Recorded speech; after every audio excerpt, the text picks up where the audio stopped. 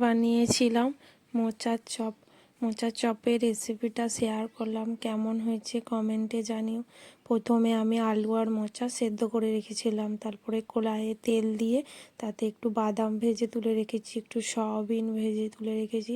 তারপরে মশলাটা কষার জন্য জিরে ফোড়ন দিয়ে পেঁয়াজ, আদা, রসুন, জিরে, ধনে, হলুদ, লঙ্কা, টমেটো সব দিয়ে ভালো করে কষিয়ে কড়াইয়ে আলুটা দিয়েছি। আলুটা গোটাই দিয়েছিলাম, তারপরে খুন্তি করে একটু ভেঙে ভেঙে দিয়ে তারপরে মোচাটা ওর উপরে দিয়ে তারপরে বাদাম সয়াবিন সব একসাথে মাখিয়ে নামিয়ে তারপরে তেলে ভেজেছিলাম। কেমন হয়েছে কমেন্টে জানিও। রেসিপিটা ভালো লাগলে চ্যানেলটাকে লাইক অ্যান্ড সাবস্ক্রাইব করে দিও।